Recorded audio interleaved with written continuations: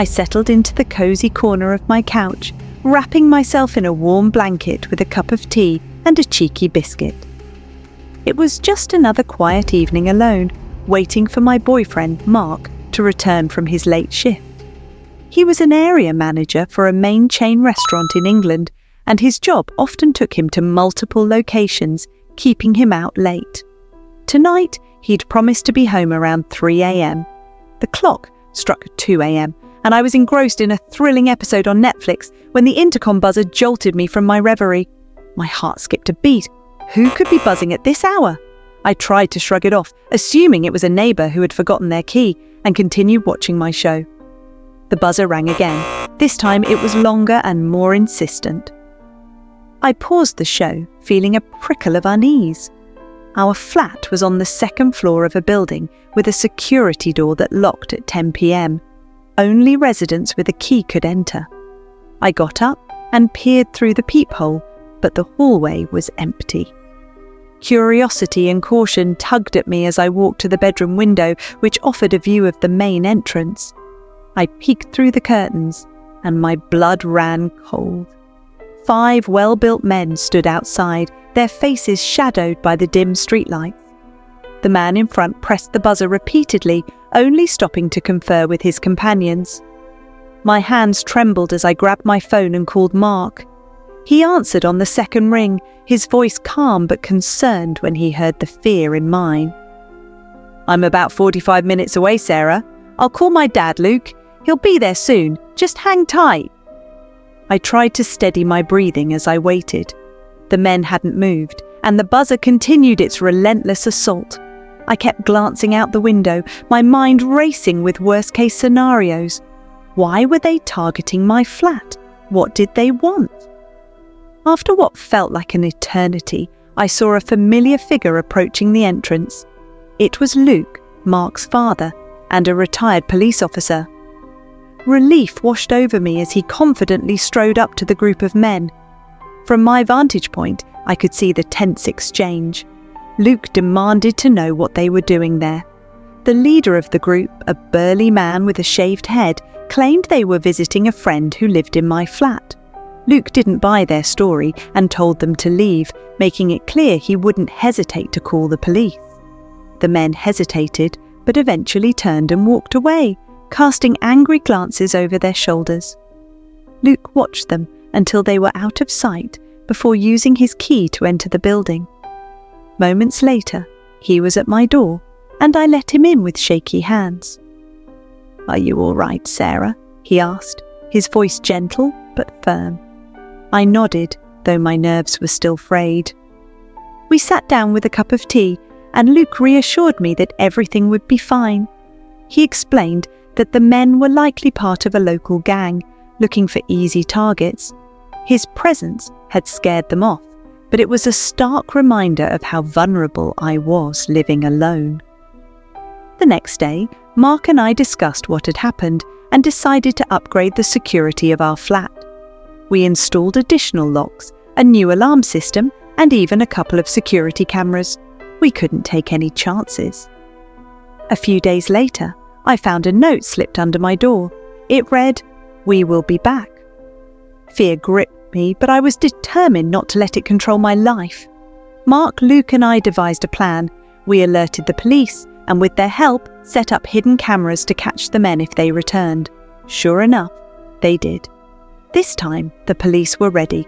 The men were caught and arrested, charged with attempted break-ins and harassment. The ordeal was over, but it left a lasting impact on me. I learned the importance of vigilance and the value of having loved ones who cared for my safety.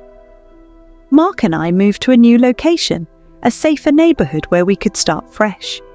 The experience brought us closer, and though the memory of that night still haunted me, I knew I was stronger for having faced it. Living alone had taught me independence, but it also reminded me of the power of community and the strength found in unity. And as I sat in our new home, with Mark by my side, I felt a sense of peace and security I hadn't known before. I moved into my quaint little apartment in February of last year. It was everything I had hoped for, a peaceful sanctuary away from the bustling world. My landlord, Mrs. Olivia, was a sweet older woman who treated me like family.